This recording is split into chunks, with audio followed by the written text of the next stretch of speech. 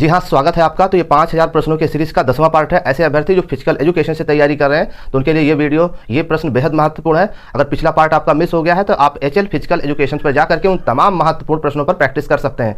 पिछले वीडियो में अब तक हमने 222 अति महत्वपूर्ण प्रश्नों पर प्रैक्टिस किया है। इस वीडियो में प्रश्न नंबर 223 से हम लोग महत्वपूर्ण प्रश्नों पर चर्चा करेंगे। देखिए, प्रश्न नंबर 223 है, ग्रीस ने शारीरिक शिक्षा के इतिहास को कितने भागों में बांटा था?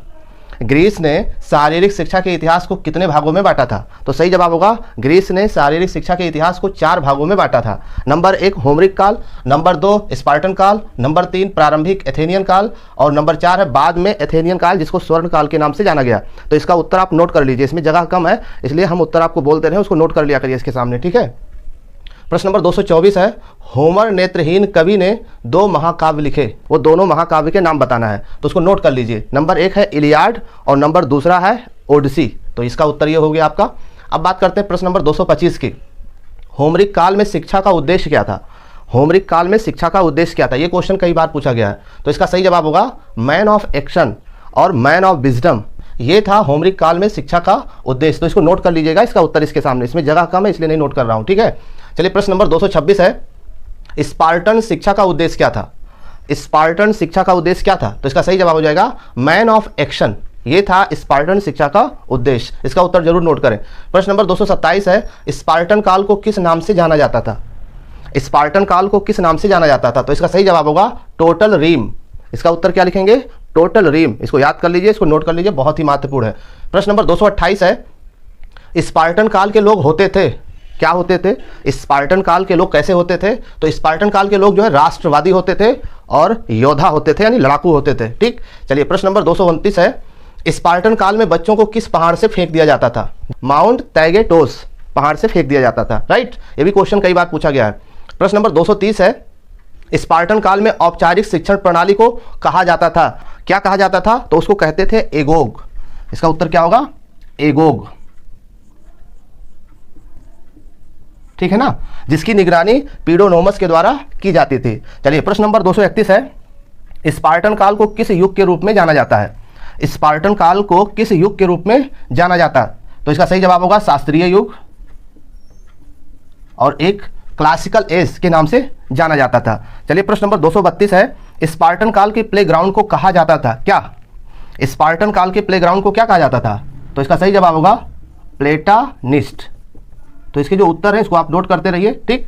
चलिए, प्रश्न नंबर 233 है, स्पार्टन्स को बाहरी लोग क्या कहते थे?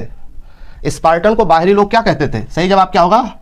लेसेडेमोनियम, ठीक है, लेसेडेमोनियन कहते थे, राइट। चलिए, प्रश्न नंबर 234 है, स्पार्टन्स किसके लिए प्रसिद्ध था? स्पार्टन किसके लिए प्रसिद्ध था? तो स्पार्टन अपनी युद्ध शैली के लिए प्रसिद्ध था, जिसे होप्लाइट कवच और ढाल और भाले उसमें शामिल थे। स्पार्टन किसके लिए प्रसिद्ध था? तो स्पार्टन अपनी युद्ध शैली के लिए प्रसिद्ध था। ये इसका उत्तर होगा, नोट कर लीजिएगा, जिसमें हेप्लाइट कवच, ढाल और भाले शामिल थे, राइट। क्लियर हो गया? इसका उत्तर यही होगा। प्रश्न नंबर 235 है, स्पार्टन की भाषा क्या थी? स्पार्टन की भाषा क्या थी? तो सही जवाब क्या होगा?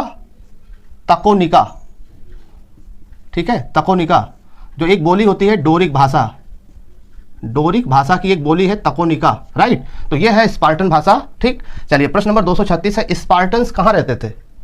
स्पार्टन्स कहाँ रहते थे? इसका सही जवाब होगा प्राचीन ग्रीस के दक्षिणी पूर्वी पेलोपन्नी, क्या नाम है? पेलोपन्नी क्षेत्र में, राइट। प्राचीन ग्रीस के दक्षिण पूर्वी पेलोपन्नी क्षेत्र में रहते थे, राइट। प्रश्न नंबर 237 है, स्पार्टन्स बुरे क्यों थे? स्पार्टन्स बुरे क्यों थे? देखिए, स्पार्टन्स इसलिए बुरे थे क्योंकि उनके पास उन्नत शिक्षा का अभाव था। वो बच्चों के साथ दुर्व्यवहार करते थे और निर्दोष लोगों को मारते थे, इसलिए स्पार्टन्स बुरे थे। तो ये मेन पॉइंट आप नोट कर लेंगे, राइट। चलिए, प्रश्न नंबर 238 है, स्पार्टन्स को किसने हराया? स्पार्टन्स को किसने हराया था? तो फारसियों ने हराया था। फारसी नोट कर लीजिएगा यहाँ पे। प्रश्न नंबर 239 है, स्पार्टन्स किसके वंशज थे? स्पार्टन किसके वंशज थे? तो आप लिख लीजिए ग्रीक। सभी महत्वपूर्ण प्रश्न है। प्रश्न नंबर 240 है, स्पार्टन्स का अंत किसने किया था?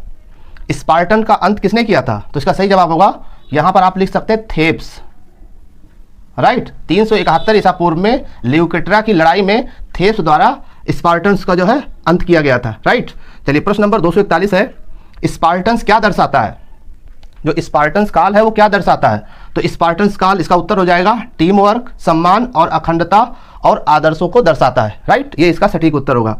तो प्रश्न नंबर 242 की बात करें, स्पार्टन्स का तलवार मतलब किस तलवार का प्रयोग करते थे? स्पार्टन्स किस तलवार का प्रयोग करते थे? तो सही जवाब होगा जिफोस। क्या नाम है इसका? जिफोस। ये 2 धारी तलवार था, एक हाथ वाली छोटी तलवार थी जिसको जिफोस के नाम से जाना जाता था। ठीक है, तो ये है आपके फिजिकल एजुकेशन के अंतर्गत आने वाले महत्वपूर्ण प्रश्न।